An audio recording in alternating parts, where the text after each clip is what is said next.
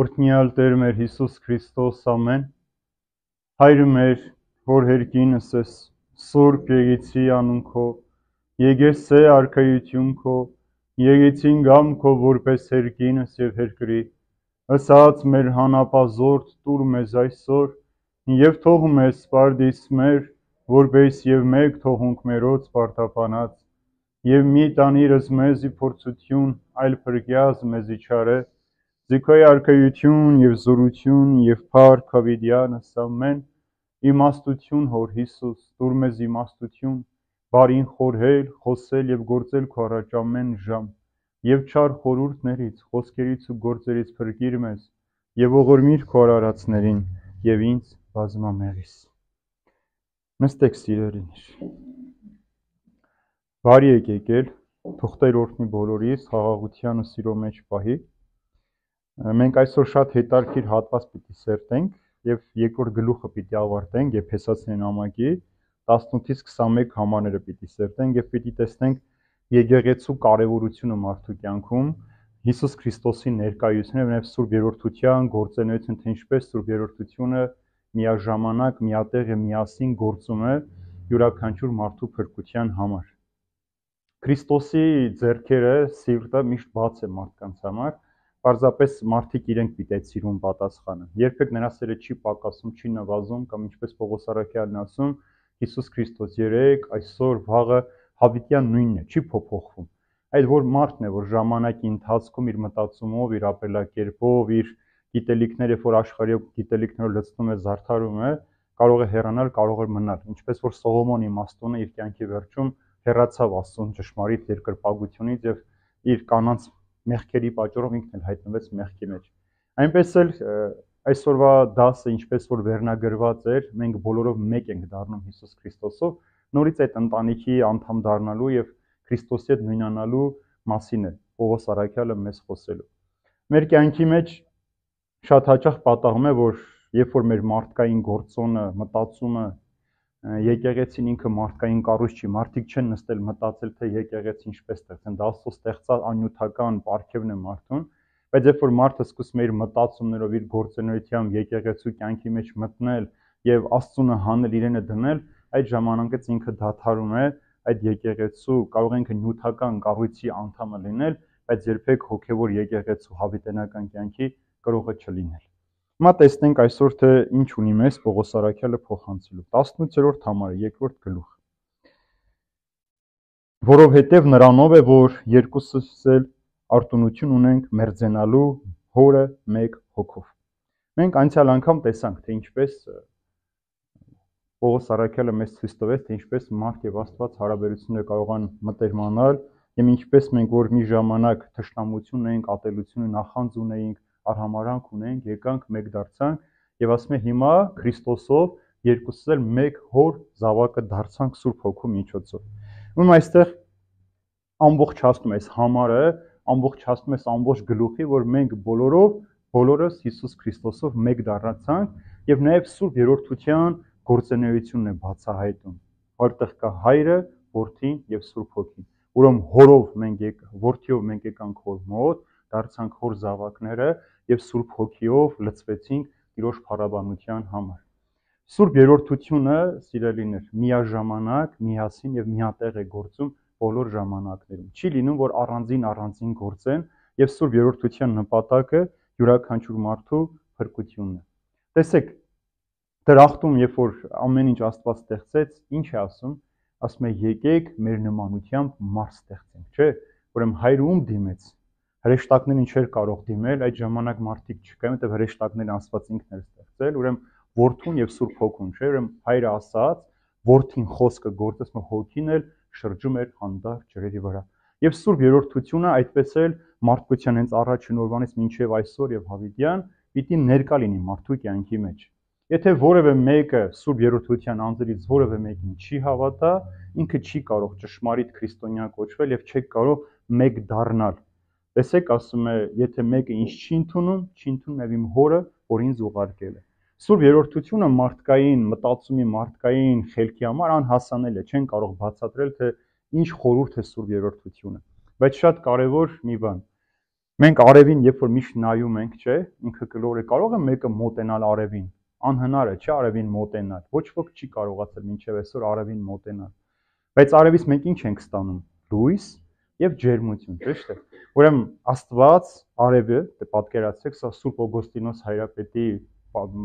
մեկնությունն է, արևը ինքը Հայր Աստվածն է, լույսը որդին է, ջերմությունը Սուրբ Հոգին է, որ լույսը ծնունդ է, իսկ հոգին բխում է։ Եվ մենք ումով կարողացանք մոտենալ արեգակին, այսինքն Աստծունով կարող ենք մոտենալ լույսով, չէ՞։ Հիսուս Քրիստոս եկավ, լույսը եկավ մեր մեջ բնակվելու, ինչպես Հովհան Ավետարանի մեջ է ասում, լույս եկավ աշխարհ մարդկանց մեջ բնակվելու, բայց մարդիկ լույսը չսիրեցին, որովհետև իրենց գործերը խավար էր։ Բայց ով որ լույսը սիրեց, լույսով բացվեց իր կյանքը, ինքը տեսավ հավիտենական Աստծո սերը եւ ուզեց այդ սիրո մեջ ապրել եւ Սուրբ Հոգին էլ ջերմացրեց այդ մարդու կյանքը։ Եվ ինչպես որ Հիսուսն է, ես գնում եմ, ձեզ կուղարկեմ մխիթարիչը, որ կգա, Սուրբ Հոգին էլ ամեն օր ներկա է մեր կյանքի մեջ, այդ ջերմությունն է պահում մարդու սրտի մեջ, որպեսզի մարդը երբեք չկորցնի այն ջերմությունը, քաղցրությունը, հոգատարությունը, սերը Աստծո հանդեպ, որով Աստված իրեն է մոտեցել։ Եվ կամ ինչպես Ներսես Շնորհ հայրապետն է ասում, ջրի աղբյուրը ակունքը որ բխում է, մենք ակունքը չգիտենք այդ ջուրը որտեղից է գալիս, բայց երբ որ մենք ջուրը խմում ենք, հագենում ենք, զովանում ենք, ուրեմն այդպես էլ Աստված իր սերը չգիտենք ինչպես, բայց որդիով բացահայտեց մեզ, եւ մենք այդ ջուրը խմեցինք, հագեցանք եւ հասկացանք, որ Հիսուս Քրիստոս մեր կյանքի մեջ ներկա է։ Ուրեմն Հիսուս Քրիստոսով մեկ եղանք։ Ես արդեն ասել եմ, որ Քրիստոս ինքը դրախտից դուրս եկավ կորսված մարդուն փնտրելու համար եւ միայն Հիսուս ինքը կարող էր մարդուն առաջնորդել դեպի Աստված։ Այսինքն այդ կորսած հարաբերությունը, որ խախտվել էր մեղքի պատճառով, միայն Հիսուս Քրիստոսը կարող էր։ Ոչ մի մարդ այս աշխարհում չի կարող մարդու հարաբերությունը վերականգնել, որովհետեւ Սուրբ Գիրքն ասում է, մենք մեկ միջնորդ ու բարեխոս ունենք Աստծո առջև, դա Հիսուս Քրիստոսն է։ Հիսուս Քրիստոսը ինքը կարող է մեզ տանել Աստծո առջև, ասել, որ ահա Տեր, քոնը քեզ եմ վերադարձնում, այն կորսված ինչը որ մեղքի պատճառով կորսվել էր, ես բերում եմ քեզ եմ վերադարձնում։ Եվ այդ վերադարձի համար Քրիստոս ինքը իր կյանքը զոհաբերեց խաչի ճանապարհով։ Դա անհրաժեշտություն էր, որովհետև միայն Քրիստոսի զոհաբերումով կարող էր Սատանան մարդուն ազատ արձակել մեղքի իշխանությունից ու գերությունից։ Հայրը մենք մեկ հոր զավակներ դարձան։ Ուրեմն հայրը միշտ սպասում է։ Եվ ինչպես որ անառակ որդառակի մեջ ենք մենք տեսնում, հայրը ամեն օր չէ բարձրանում էր պատշգամբ եւ նայում էր այն ճանապարհին, որտեղից որ իր որդին պիտի գար։ Երբ որ որդին ինք հանդրադարձավ ու վերադարձավ, չսպասեց հայրը, որ որդին գա, ասի հայր, մեղանչեցի քո եւ երկնքի առջև եւ արժանի չեմ քո որդին լինելու, հայրը ինքը ընդառաջ վազեց, գրկախառնվեց եւ բացականչեց ասելով իմ այս որդին մեռած էր, կենթանացավ, կորած էր եւ գտնվեց։ Եվ վերադարձած նաեւ պատմուճանը, մատանին եւ հողաթափերը տվեց։ Ինչը որ նշանակում է տվեց անմեղությունը, վերականգնեց որդիությունը եւ հնարավորություն տվեց նորից ապրելու իր ընտանիքի մեջ։ Եվ տեսեք Սուրբ Հոգու նաեւ առաջնորդությունը։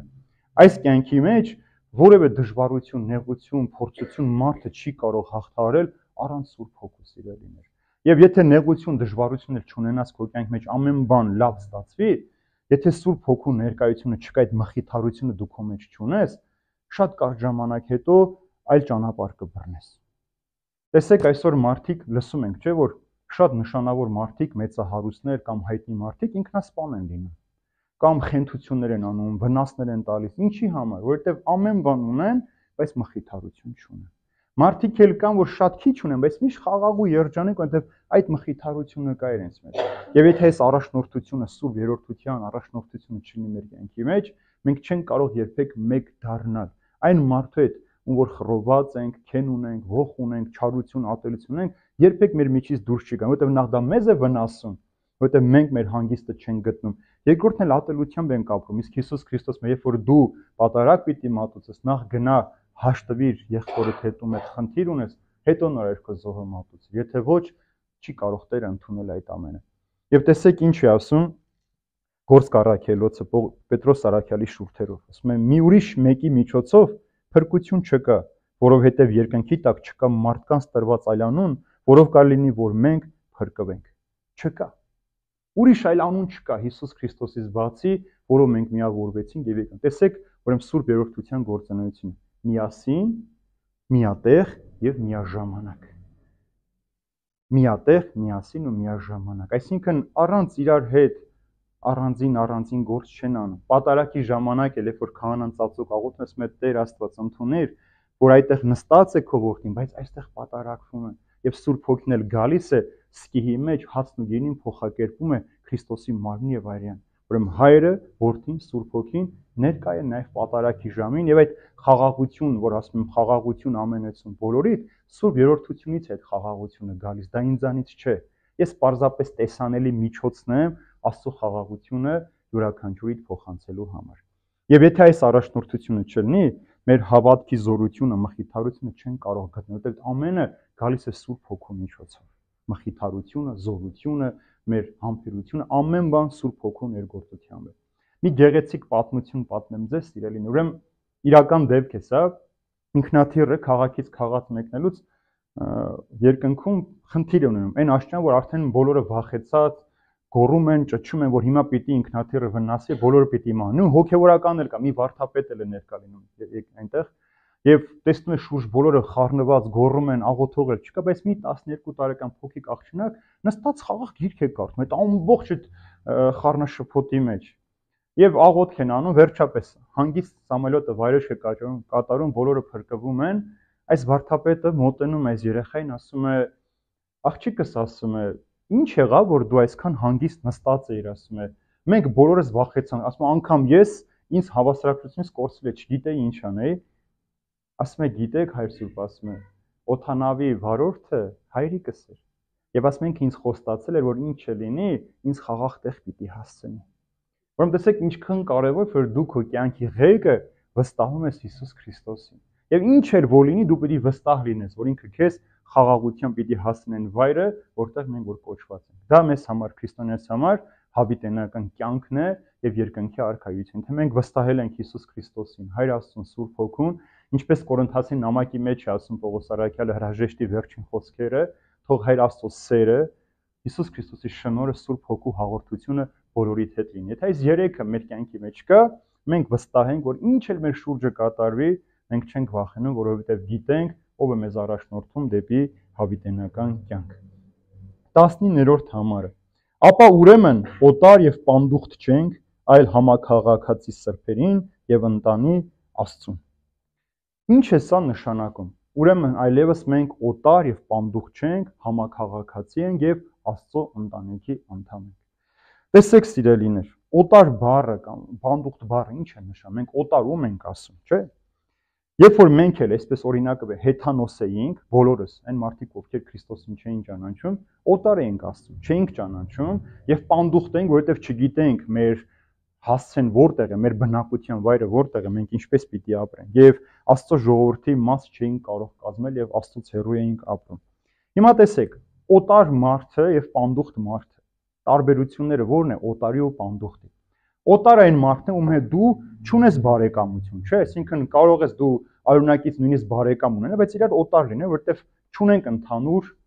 խոսելու նյութը, ընդհանուր մեր հայացքները չեն, մեր Աստվածը նույնը չէ, այս օտար են։ Պանդուխտը ո՞րն է, որ մենք գնում ենք որևէ մեկ օտար երկիր ապրելու, ինքը այնտեղ պանդուխտ է, ժամանակավոր է, այսինքն դա իր հայրենիքը չէ, ճիշտ է։ Պանդխտության մեջ են եւ նույնիսկ երբ որ մարդը մահանում է, մենք աղոթքի մեջ այսպես ենք խնդրում Տեր այս մարդուն ընդունիր, որտեղ իր պանդխտության ժամանակը ավարտվեց այս երկրում, այսինքն իր թափառական կյանքը այս աշխարհում ապրեց։ Ուրեմն օտարությունը նաեւ, տեսեք, երբ որ գնում ես օտար երկիր, դու կարող ես անգամ այդ երկրի քաղաքացիություն ունենալ, բայց մնալ օտար, չէ՞։ Մի օր պիտի գաս են դու մեզանից չես, դու այս երկրից չես, գնա քո երկիրը։ Սա նաեւ օտարությունը, որ քեզ չընդունեցին, եւ նաեւ պանդխտությունը։ Ուրեմն մարդն էր, մինչև Հիսուս Քրիստոսին ճանաչել է, օտար էր եւ պանդուխտ էր, թափառում էր, եւ Հիսուս Քրիստոս երբ որ եկավ, մարդուն եւ մեղավոր մարդուն եւ այդ օտարությունից ու պանդխտությունից հարեց, բերեց Աստծո ընտանիքի մասը դարձնելու։ Երբ մարդը այս աշխարհի համաձայն է ապրում, նորից օտար է ու պանդուխտ է։ Ես ամեն առավոտ, երբ որ ժամերգության գալիս եմ, առավոտյան աղոթքի մեջ մի գեղեցիկ տող կա, ասում է Տեր Աստված, ներողություն, երեկոյան ժամերգության աղոթքն, ասում է այնպես արա, որ մենք ամեն տեսակ աշխարհային հոգսերից մաքրվենք եւ դառնանք տաճար քո սուրբ բնակության համար։ Ամեն տեսակ աշխարհային հոգսերից դատարկվենք։ Տեսեք ինչքան կարևոր է որ մարդը աշխարհային հոգսերից դատարկվի։ Երբ որ դու աշխարհի օրենքների համաձայն ես ապրում, դառնում ես պանդուխ եւ օտար ես դառնում Աստծո համար։ Աստված կանչում է, չի փոխվում Աստծո կամքը։ Շատ հաճախ մարդիկ կարծում են, թե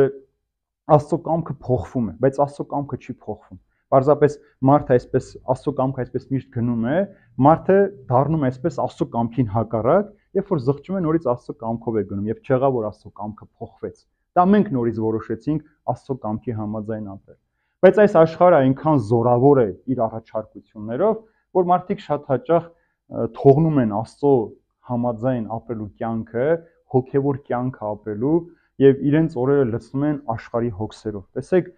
ամեն բան անում են, որպեսզի հիմա համակարգացու մասին խոսելուց այդ օրինակը կբերեմ, մենք ամեն ինչ անում ենք այս աշխարհի մեջ մեր կյանքը ավելի գեղեցիկ դարձնելու համար։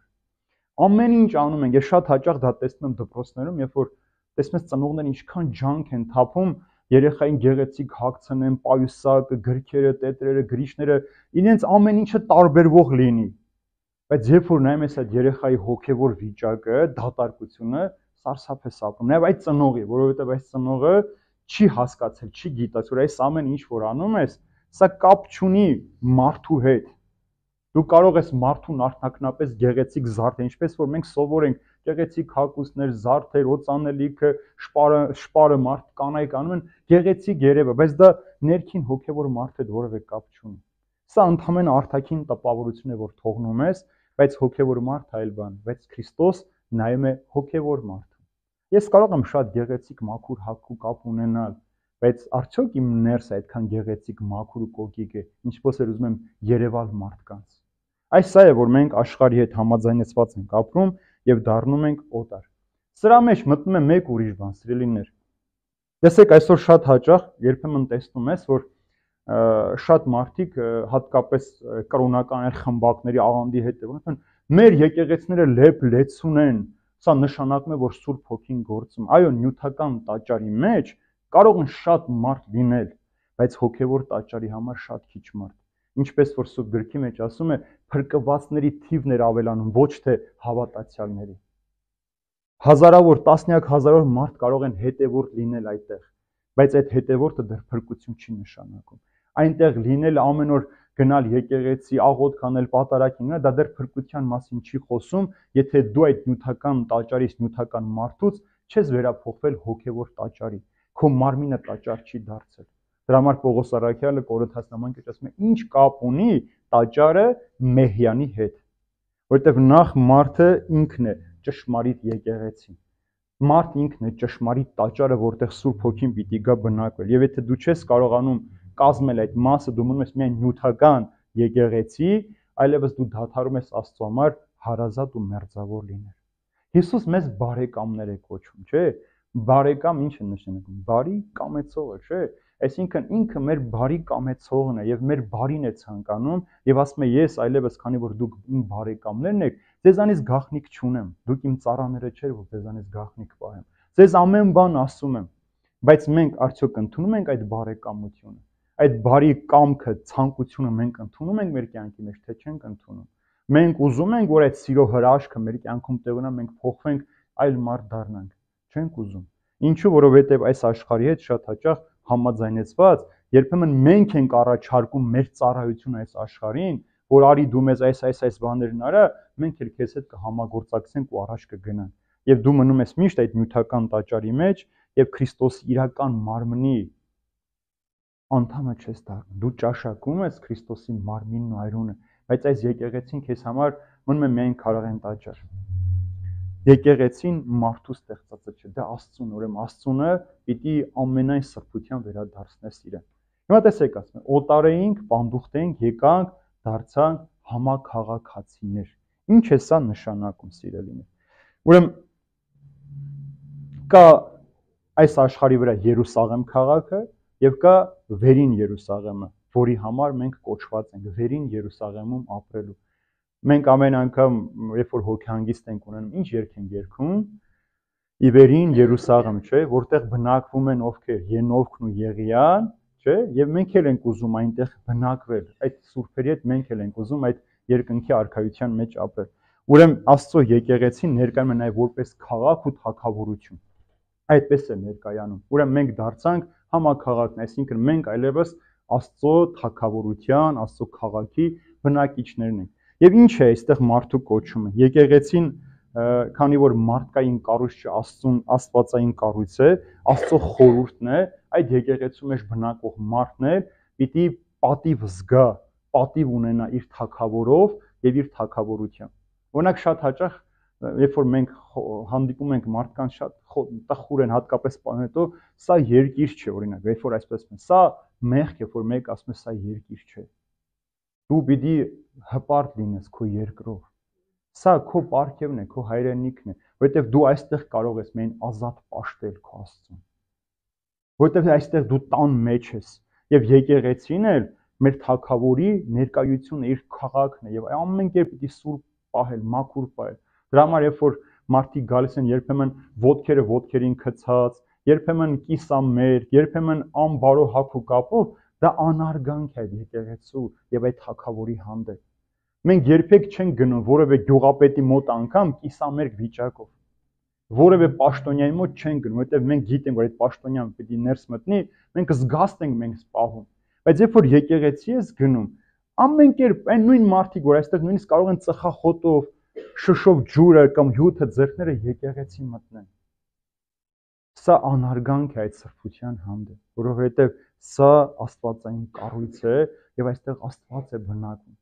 Շատ հաճախ վանքերում պատահել է, որ մարդկանց ասել են, որ խնդրում եմ, այս տեսքով մի մտեք,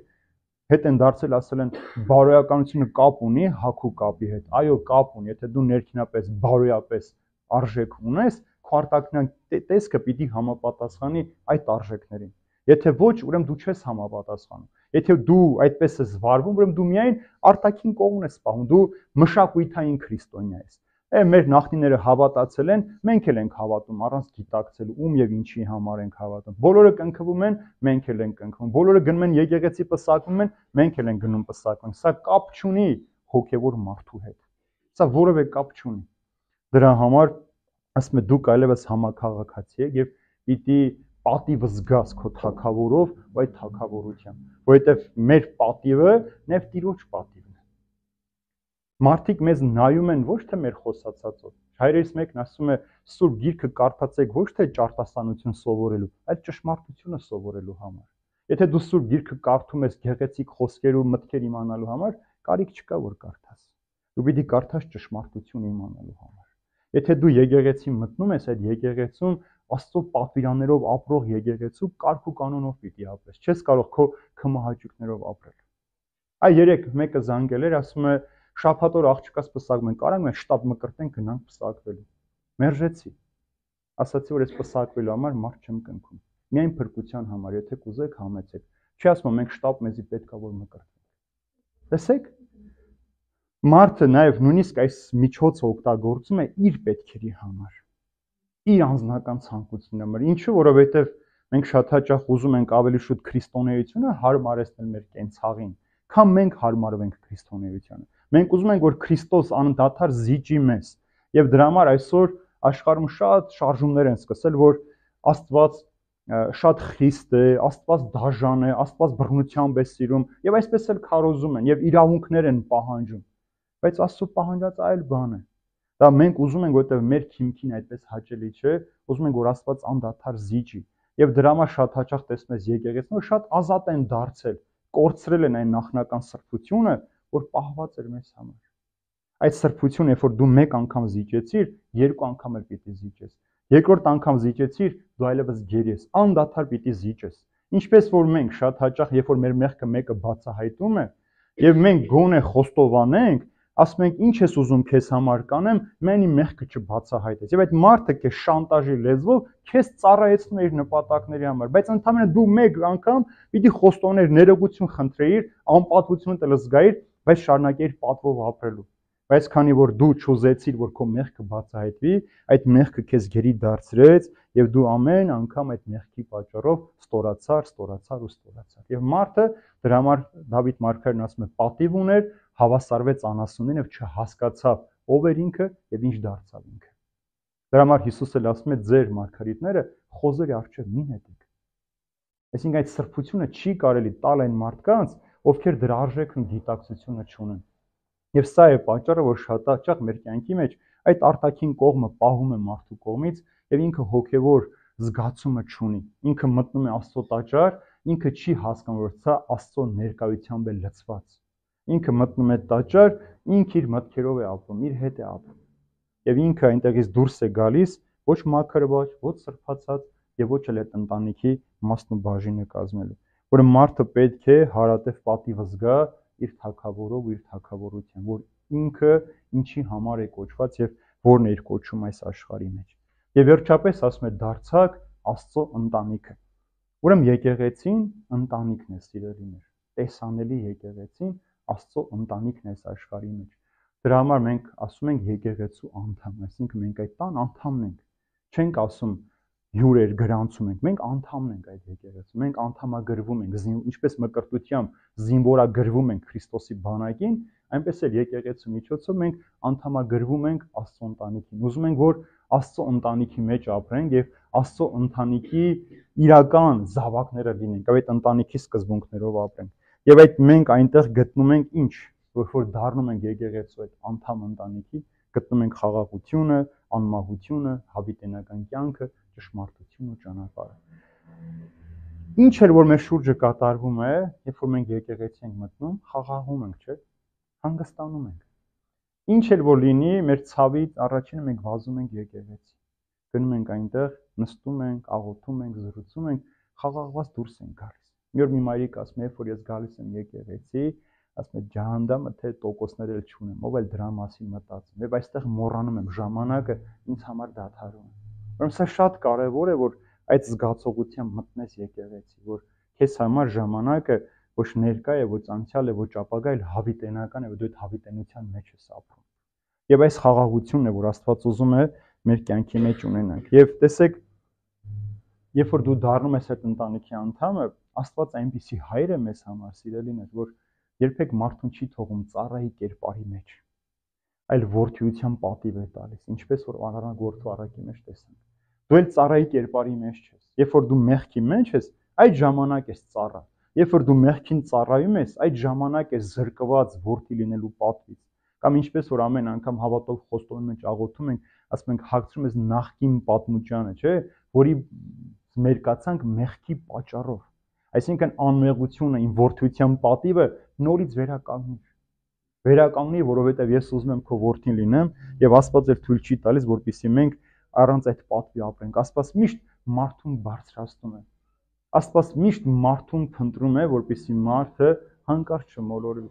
Եվ սա կոչումն է յուրաքանչյուր մարդու, որպեսզի մարդը կարողանա հավիտենական կյանքը գտնել, հասկանալով, որ իրեն փնտրողը հայրն է։ Տեսեք, մի օր որդին պիտի անտառով գնա եւ հայրը հետևում է։ Եվ որդին գիշերով անցնում է գազանների ձայնն է լսնում, ամեն ինչ, եւ երբ որ հաղթանակած դուրս է գալիս, ասում է հայր,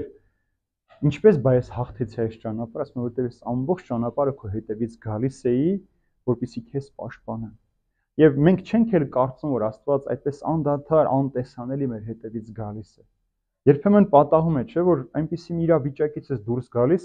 դու էլ ես զարմանում, ոնց դուրս եկա այս իրավիճակից, ոնց հաղթահարեցի, կամ այս ցավը իմ մեջ ոնց ես կարողացա դիմանալ, իմ սիրտը չպայթեց, ոնց ես չխելագարվեցի, որովհետև Աստված ներկա է քո կյանքի մեջ, որովհետև քեզ հայրական սիրով է մոտենում, եւ ինքը քեզ որպես ծառայի չի նայում, քեզ պարտապանի չի նայում, քեզ որպես որդի է նայում, երբ որ դու մեկին որպես որդի ես նայում, դու նույնանում ես նրա ցավի հետ, դու նույնն ես դառնում, աշխարհում ոչ մի տեղ չեք գտնի, որ Աստված գա ու մարդկանց մեջ ապրի նույնանա մարդկանց հետ։ Հիսուս Քրիստոս եկավ մեր մեջ ապրեց, մարդ դարձավ, մարդացավ, մարմին առավ, ապրեց մեր մեջ եւ օտար չէր մարդու ցավին, օտար չէր, ինքը մարդու հետ էր։ Եվ տեսեք ինչ է ասում Պետրոս առաքյալը, ասում է, բայց դու կընտիր ցեղեք, թագավորություն, քահանայություն, սուրբ ազգ, Աստծո սեփական ժողովուրդ, որպեսզի ձեր առաքինությունները նվիրեք նրան, ով խավարից ձեզ կանչեց իր սքանչելի լույսին։ Դուք որ մի ժամանակ ժողովուրդ չէիք, բայց այժմ Աստծո ժողովուրդ եք, դուք որ ողորմություն չէիք գտել, այժմ ողորմություն գտաք։ Սուրբ ժողովուրդ, ցեղ էիք, բայց Աստված ձեզ ժողովուրդ դարձրեց, ողորմության արժանի էլ չէիք, բայց արժանացանք այդ ողորմությանը, որովհետև խավարից լույսը կանչեց մեզ, որպեսզի այդ լույսի մեջ ապրենք։ Եվ որ պահին, որ մարդը բացեց իր սիրտը այդ լույսը տեսնելու ընկալելու, այնտեղ էլ պիտի բնակվի։ Եվ եթե դու ուզում ես այս ամենը քո կյանքում կատարվի, դու համաքաղաքացի դառնաս ու ընտանիքի անդամ դառնաս, դու ինքդ պիտի այդ քայլը կատարես Հիսուս Քրիստոսով, Սուրբ Հոգու առաջնորդությամբ եւ Հրաշծո ողորմությամբ։ 20-րդ համարը կառուցված առաքյալների եւ մարգարեների հիմքի վրա, որի անկյունակարը Քրիստոս Հիսուսը։ Այս համարում Պողոս առաքյալը ինչ է խոսում, որ Քրիստոսի հաստատած եկեղեցու հիմքերը առաքյալներն են ու մարգարեներն են։ Այսինքն Աստծո եկեղեցին ուղղակի այսպես հավաքված քարերի կույտով չէ, որ կառուցվեց։ Հիմքը շատ կարևոր է, չէ՞։ Այսինքն տան ամրությունը ի՞նչն է։ Հիմքը, թե հիմքերը տան լավը չեն, պատերն էլ միշտ խարխուլ պիտի լինեն։ Ուրեմն սա սովորական կառույց չէ, Քրիստոսի եկեղեցին հիմնված է եւ այդ կառուցվածքը հիմքը առաքյալներն ու մարգարեներն են, սիրելիներ։ Եկեղեցին ինչպես կառուցվեց առաքյալների ու մարգարեների հիմքերի վրա։ Այսինքն եկեղեցին նոր կտակարանի առաքյալներն են եւ հին կտակարանի մարգարեներն են։ Կամ մեկ բառով եթե ասենք, Աստծո խոսքով է կառուցված եկեղեցին։ Սա անսասան կառույց է, բայց անշարժ չէ, որտեղ եկեղեցին անդադար շարժի մեջ է, ինքը ամեն օր շարժվում է, զարգանում է, բոլոր ժամանակներում եկեղեցին իր պատասխանը պիտի տա։ Այսինքն այն մեղքերը, որ կային 10-րդ դարում, 15-րդ դարում ավելի սարսափելի կային, 18-ում, 21-ում ավելի, հետո ավելի սարսափելի մեղքեր կան։ Մենք երբ որ ամեն անգամ մեղաները կարդում ենք, մեղաների մեջ մենք մեղքեր ենք, չէ՞ լսում։ Սրանք երբ ենք, այս բանաձևը կազմվել է Գրիգոր Տաթևացու կողմից 13-րդ դարում, սիրելիներ։ Պատկերացնում եք 13-րդ դարում ինչպիսի մեղքեր էին մարդիկ գործում։ Եվ իրենց խոստովանությունների հիման վրա է կազմված այս մեղքերի ցանկը։ Եվ երբ որ մեղքերը կան, մեղքերը անդադար գալիս են ու հարվածում են մարդուն, եւ եկեղեցին պիտի կանգուն մնա եւ պիտի անդադար նորոգության միջոցով այսպես արվի։ Հիմա շատ հաճախ երբ որ ասում են, «Բա այս բաները գրված չէ Սուրբ գրքի մեջ, ինչու եք դուք անում»։ Սուրբ գրքի մեջ շատ բան չկա գրված, որ մենք անում ենք, չէ՞։ Բայց պատասխանը, երբ որ ինչ-որ մի բան, երբ որ մենք անում ենք, ամեն ինչ հիմնված է առաքյալների ու մարգարեների վրա։ Առանց իրենց խոսքի դրա համար եկեղեցին կոչվում է առաքելահիմն եկեղեցի, մարգարեությամբ հաստատված եկեղեցի եւ Քրիստոսով անկյունակարը լսեցիք, ամեն դեպքում անկյունակարը Հիսուս Քրիստոսն է։ Առանց Հիսուս Քրիստոսի հնարավոր չէ։ Տեսեք, եկեղեցին մեծ պարգև տրվեց մարդուն։ Քրիստոս եկեղեցին հիմնադրվեց եւ մարդիկ կոչվեցին քրիստոնյաներ, որ Քրիստոսը նրանց մեջ պիտի ապրեն այդ եկեղեցու մեջ։ Երբ որ Սուրբ Գիրքը կարդաք, այնքան գեղեցիկ տողեր կասում է եկեղեցին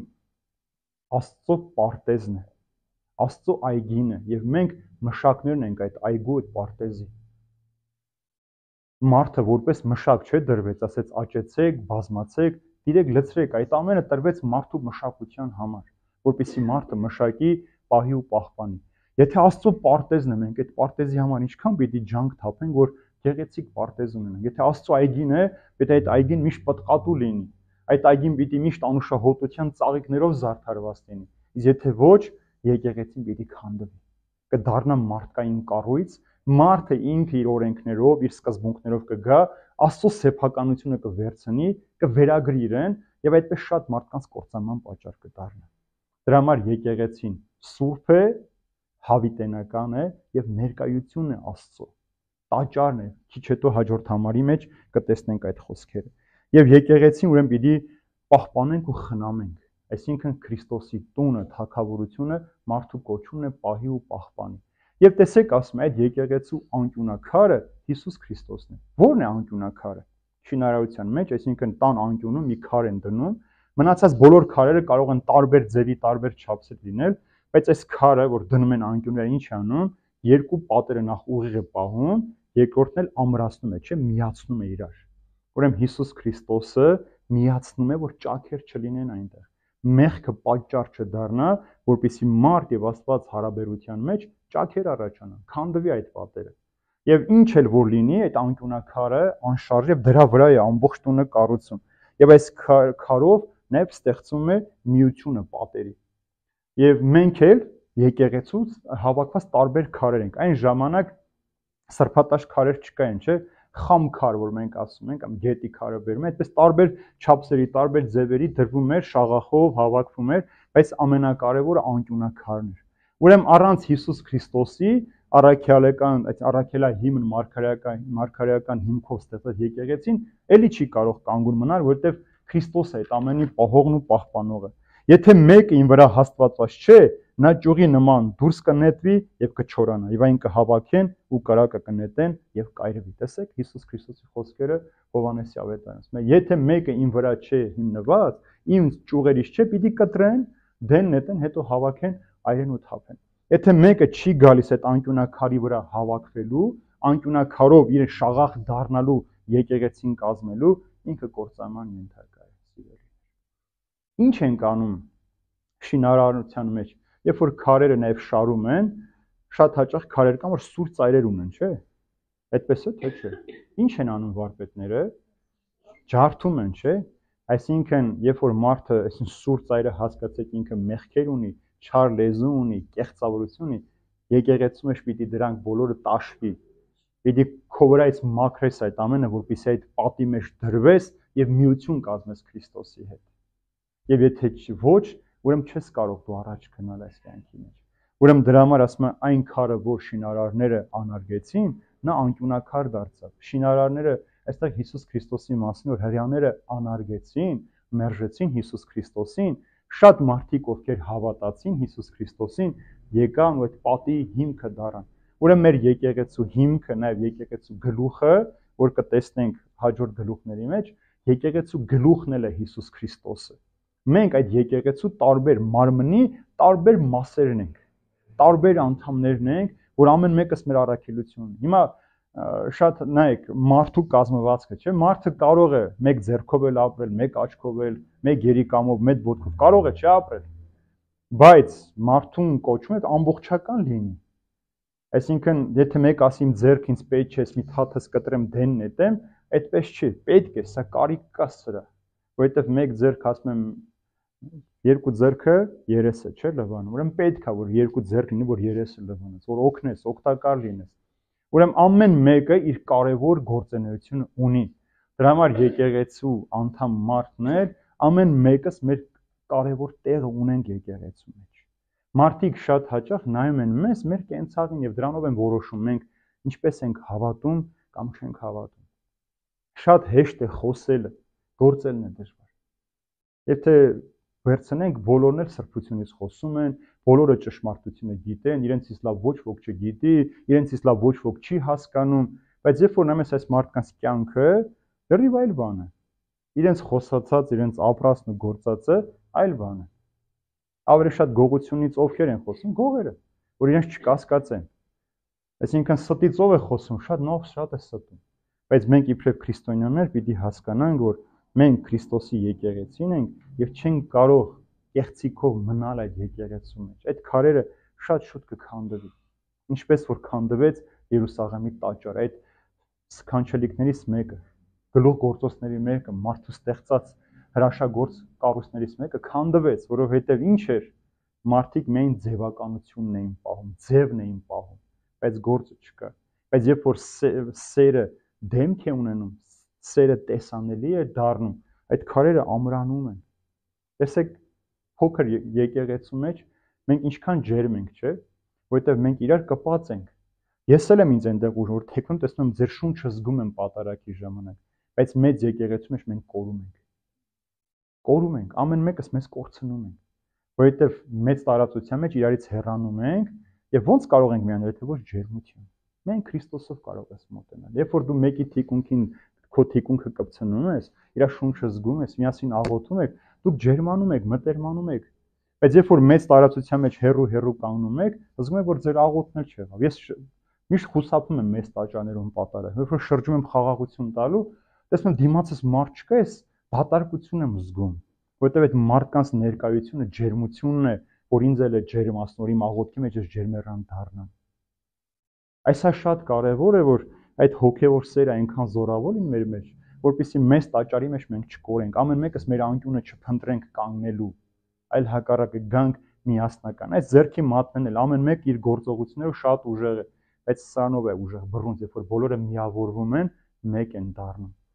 Քրիստոնեությունն էլ, քրիստոնյայի կյանքն էլ է այսպեսին։ Եթե դու եկեղեցու մեջ ուզում ես առանձին գործել, դու կորցնում ես ամեն բան։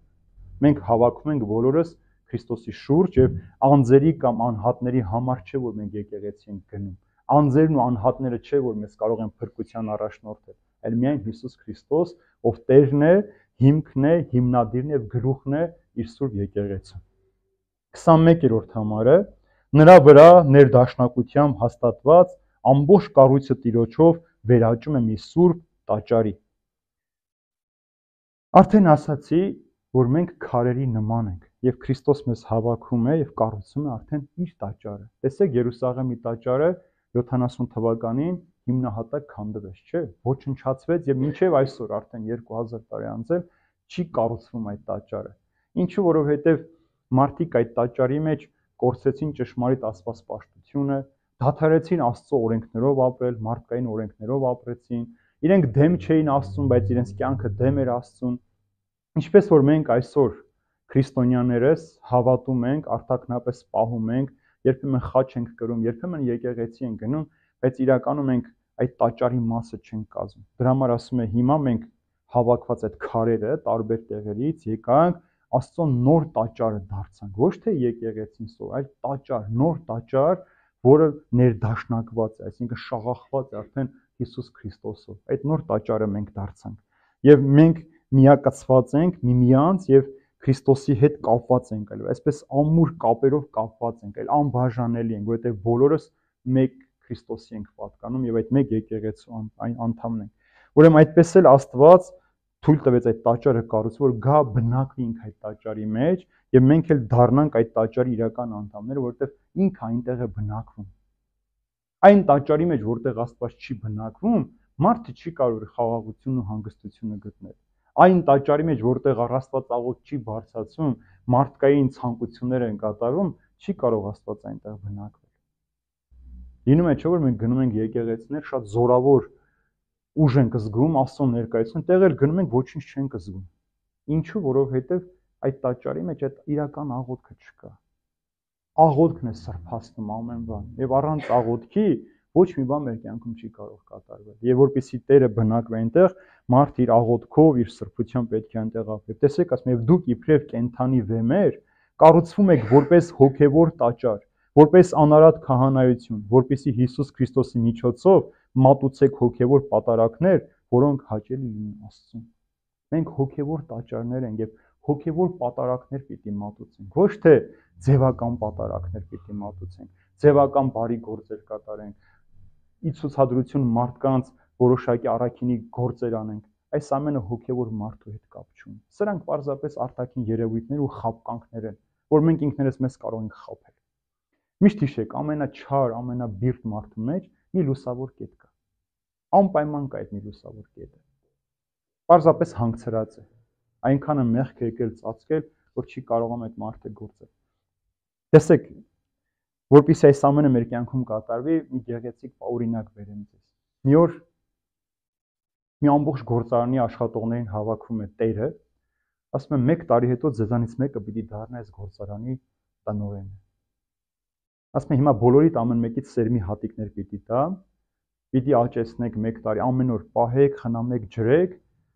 երբ որ եկա ես նայեցի, որ ամենալավն է, նա պիտի դառնա այդ տաճարի այդ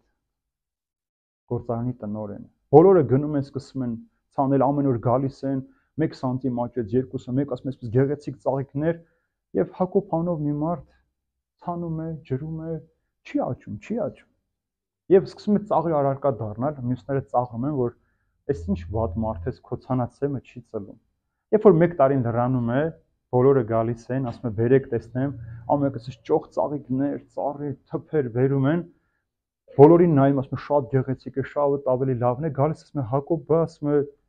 կներես, ասում է, էլի ցանեցի, ջրեցի, բայց ոչինչ չաճեց։ Ասում է, Հակոբ, արի կանգնիր այստեղ, ասում է, վաղվանից այս գործանի տնօրենը Հակոբը պիտի լինի։ Ասում են, ինչու իր սերմը չաճեց, ոչինչ չեղավ, ասում է, մեր ծաղիկները տեսեք։ Ասում է, որովհետև ասում է, սերմերը տալուց առաջ ես խաշել եմ այդ սերմերը։ եւ չէր կարող այդ սերմերը ծլել։ Դուք բոլորդ կեղծավորներ եք։ Եվ միայն Հակոբն էր ազնիվ։ Դրա համար Հակոբը պիտի այս գործարանը տնօրեն դառնա։ Այնպես էլ մեր կյանքի մեջ սիրելիներ։ Մենք այսպես ենք վարվում եւ ում ենք ուզում խաբել։ Սերմերը խաշած էին, չէր կարող։ Բայց ասում է, տեսեք, դուք ասում է կենթանի վեմեր եք կառուցված եւ հոգեվոր պատարակներ պիտի մատուցեք։ Այդ կեղծավոր պատարակներ մի մատուցեք։ Կեղծավոր աղոթներ մի մատուցեք, ինքներդ ձեզ մի խաբեք։ Սա մեծագույն ինքնախաբեցում մարդը ինքներն համոզում է, որ ինքը սուրբ է,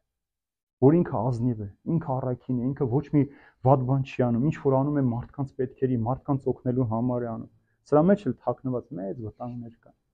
Դրա համար ասում է դուք այդ վեմերն ու քարերն եք։ Եվ տեսեք ինչ է ասում Պողոս առաքյալը, չգիտեք, որ Աստծո տաճար եք դուք եւ Աստծո հոգին է բնակում ձեր մեջ։ Եթե մեկը Աստծո տաճարը ապականի, Աստվածը նրան պիտի ապականի, որովհետեւ սուրբ է Աստծո տաճարը, որ դուք եք։ Չգիտեք, որ դուք Աստծո տաճար եք։ Եթե մեկ ապականում այս տաճարն էլ պիտի ապականի։ Դրա համար երբ որ մենք գնում ենք սրբավայրեր, շատ հաճախ գնում ենք պատերին գրված, խմիչք խմած, շշերը դրած, աղբը թափած, դա իրենց հոգու նկարագիրն է այնտեղ թողնված։ Մարդու հոգին է այդպես կեղտոտ։ Եթե մարդը հասկանում է, պատը Աստծո տան պատն է, սա չի կարելի պղծել, չի պղծի, որտեղ ինքը չի հասկացել, որ ինքն է Աստծո տաճարը։ Նախ այս տաճարն է քանդվում, հետո մյուս տաճարը։ Իսկ այս տաճարը երբ որ քանդվեց, մնացած բոլոր տաճարները ենթակա են քանդվելու։ Դրա համար ասում է, չգիտեք, որ Սուրբ Հոգին Աստված է բնակվում ձեր մեջ։ Սուրբ է, եթե դուք ասում եք ապականեք, Աստված էլ ձեզ պիտի ապականի։ Աստված էլ ձեզ պիտի թույլ տա, որպեսզի փչանաք։ Դրա համար ասում եմ, մենք Աստծո Սուրբ տաճարն ենք ներդաշնակությամբ հաստատված, ուրեմն Քրիստոսի հետ ներդաշնակություն կազմած, Քրիստոսի հետ միացած, նույնացած այդ տաճարն ենք դառնում, որպեսզի հավիտենական կյանքը ժառանգենք։ Եվ այսօրվա վերջին համարը, որի մեջ դուք էլ նրա հետ կառուցվում եք որպես բնակարան Աստծո Սուրբ Հոգու միջոցով։ Եվ ինչպես որ արդեն ասացի, չգոյատևեց Երուսաղեմի տաճարը, այնպես էլ մարդը կարող է չգոյատևել։ Եվ որպեսզի մենք այդ տաճարի մեջ կառուցվենք եւ մնանք, դառնանք բնակարան Աստծո համար, մենք մեր կյանքը պիտի փոխենք։ Ուրեմն այս տաճարը միահուսված է Քրիստոսի մեջ եւ միախառնված է Քրիստոսի վրա։ Սա շատ կարեւոր հիշ է։ Քրիստոսի մեջ եւ Քրիստոսի վրա է այս ամենը կառուցված։ Եվ եթե Քրիստոս այդտեղ չէ, այդ տունը դատարկ է։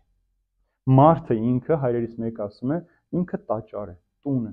Այս տան բնակիչը Հիսուս Քրիստոս ինքն է։ Եվ եթե Հիսուս Քրիստոս այս տան մեջ ասում է չի բնակվում, մարդը կամաց պիտի բորբոսնի, պիտի սարդոստայներ հավաքվի եւ մի օր էլ պիտի ամբողջությամբ քանդվի։ Եթե այս տան բնակիչը Հիսուս Քրիստոս ինքը չէ։ Եթե քո մեջ Հիսուս Քրիստոսը որպես տանտեր, որպես թագավոր չի ապրում, քո հույսը, ապավենը, վստահությունը չէ, դու ենթակա ես քանդման։ Ինչպես որ յուրաքանչյուր տան, երբ որ չեն բնակում երկար ժամանակ այդ տանից հոտ է չէ գալիս։ Մարդուց էլ է հոտ գալիս։ Հոտ է գալիս, այո, ցեց է գալիս։ Հոտ է գալիս նաև մարդուց։ Շատ հաճախ տեսել եք ու զգացել եք այդպիսի մարդ կա։ Որովհետև ներկա չի իր կյանքի մեջ։ Ինքը կա, մենք մարմինը տեսնում ենք, ուտում է, խմում է, վազում է, ինչ որ բաներ է անում, բայց իրական ինքը մեռած է։ Եվ ցավոք սրտի այսօր աշխարհում այդքան կենթանի մեռելներ կան, քայլող մեռելներ կան։ Ցավոք սրտի, որովհետև այդպես էլ չհասկացան իրենց կոչումը որն է այս աշխարհի մեջ։ Իրենց ծնվելու նպատակը որն է այս աշխարհի մեջ։ Մարդուն Աստված ստեղծել է, որ Աստված մարդը պատկանի Աստծուն, բայց երբ որ մարդը Աստծուն չի պատկանում, ուրեմն պատկանում է մեղքին, պատկանում է աշխարհին եւ վերջապես կարող է պատկանել սատանային։ Եվ տեսեք ինչ է ասում Եբրայեցի նամակի մեջ Պողոս առաքյալը. «Զգույշ լինենք, ուրեմն, որ նրա հանգստի մեջ մտնելու խոստումից, որ արված է մեզ, ձեզանից որևէ մեկը չզրկվի»։ Զգույշ լինենք, ասում է, որ չզրկվենք այդ խոստումից։ Եվ մյուս համարի մեջ երրորդ գլխում էլ ասում է այսօրը դեռ առջևում է, տեսեք, որպեսզի ձեզանից ոչ ոք չկործանվի մեղքի խաբեությամբ։ Այսօրը դեռ առջևում է։ Այսինքն մինչև իրիկում, մինչև անկողի մտնել դեռ ժամանակ կա, զգույշ եղեք, որ չխաբվեք մեղքի պատճառով չկործանվեք։ Այսօրը դեռ առջևում է։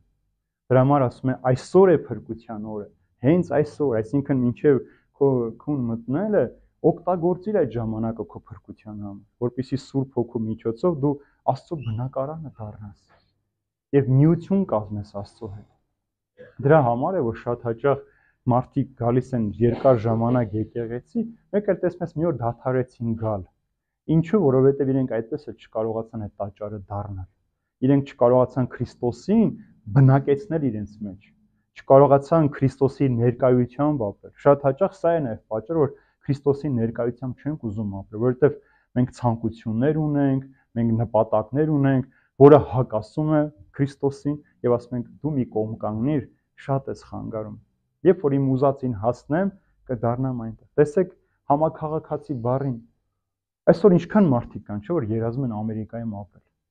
Տուն են ծախում, աշխատանք են ծախում, վարկ են վերցնում, որ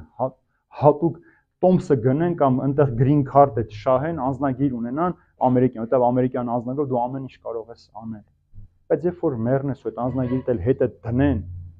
կարող ես Աստծուն ասել այս անձնագրով թույլ տուր մտնեմ քո արքայության մեջ, քո թագավորության մեջ, չես կարող։ Ու տեսեք մենք ինչքան ջանք ենք ներդնում որևէ գերտերության անձնագիր ունենալու,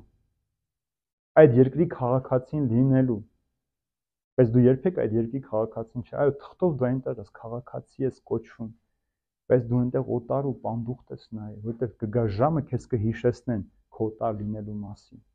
Եվ այդ անձնագրով դու ոչինչ չես կարող։ Եթե մարդը այդքան ջանք թափեր երկնքի քաղաքացիության անձնագիր ունենալու, այդ անձնագրով մուտք գործելու համար, հավատացեք, այդ անձնագիրը վրա 3 բառ է գրած. հավատք, հույս, սեր։ Սա այդ անձնագրի մեջ գրած, մեր անուն ազգանունը չի գրված։ Գրված է հավատք, հույս, սեր, որտեղ Աստված այդ անձնագրի հոգի բացի, պիտի նայի Տեր Շավարշը, քանի օր այս աշխարհի մեջ հավատքով ապրել, հույսով գործել եւ սիրով ծառայել։ Սա պիտի նա ինչ է գրած այնտեղ, այդ հավատքով ես քանի օր եմ ապրել, այդ հավատքը ինչքան զորեղ նշանակություն է ցույց իմ կյանքի մեջ։ Գնացել եմ այնտեղ, որտեղ հույս չկար, գնացել եմ այն մարդկանց մոտ, որտեղ ինձանից շատ հույսի կարիք ունեին, սիրել եմ այն մարդկանց, ովքեր ինձանից շատ սիրո կարիք ունենային։ Մեր Թերեզան ասում է, Տեր ինձ դարձրու այնպեսին, որպեսզի ես ոչ թե ավելի սիրեմ, այլ ոչ թե ավելի ինձ սիրեն, այլ ես սիրեմ։ Ավելի շատ սիրեմ, քան սիրվեմ։ Սա է մարդու իրական սերը, որ ձգտում ես ավելի շատ սիրես, քան սիրվես։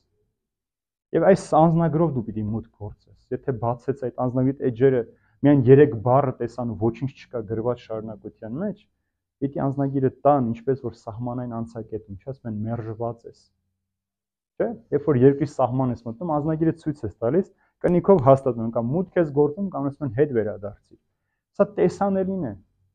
մուտք գործելու, այդ եկեղեցու միջոցով մտնելու այնտեղ։ Եկեղեցին էլ երկնքի արքայության դեսպանատունն է, որտեղ քեզ կանչում են հարցազրույցի, ըստ այդմ էլ որոշում են դու կարող ես մեկնել այնտեղ, թե չմեկնել այնտեղ։ Եվ քեզ ասում են կներես, երբ որ դու ասես ժամանակ չունեմ, Տերը կասի ես ձեզ չեմ ճանաչում, ներողություն չեմ ճանաչում։ Ինչպես որ 10 կույսերի առակի մեջ իմաստուն հիմար կույսը, մինչև գնացին ձեթը գնելու, եկան արդեն դռները փակված էր։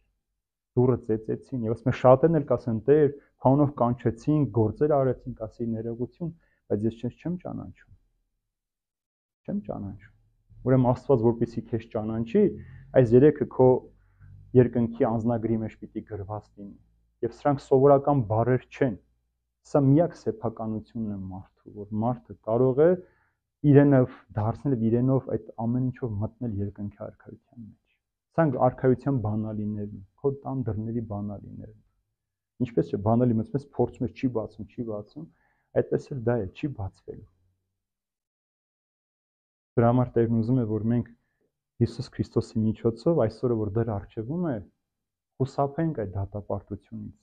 ապականված չդառնանք, մեղքի գերի չդառնանք եւ դուրս գանք ու մտնենք Քրիստոսի արքայության մեջ։ Այսքանը սիրելիներ, երկրորդ գլուխը այսօր ավարտեցինք, հաջորդ անգամ արդեն երրորդ գլուխը կշարունակենք։ Ինչ սովորեցինք մենք 11-ից 21 համաների մեջ։ Նախ Պողոս առաքյալը մեզ սովորեցրեց ինչպես հաշտվել մարդու հետ, որովհետև մինչև մարդ չհաշտվեն, մարդ եւ Աստված հարաբերության մեջ հաշտություն չի լինի։ Հաշտությունից հետո էլ պիտի փորձես անել այնպես, ինչպես մտնել այդ ուրախության մեջ, ինչպես դառնաս այդ տաճարի, այդ թագավորության քաղաքացին, եւ միշտ պատիվը զգաս քո թագավորով եւ այդ թագավորությունով, որի մեջ դու պիտի ապրես։ Թող Տեր օրհնի բոլորիս, խաղաղության մեջ պահի, որպեսզի մենք էլ միասին, միատեղ, միաժամանակ երբեք բաց չթողենք Հիսուս Քրիստոսի ձեռքը, որ բարձած է մեզ հավիտենական կյանքը ժառանգելու համար։ Աստված պահապան բոլորիդ։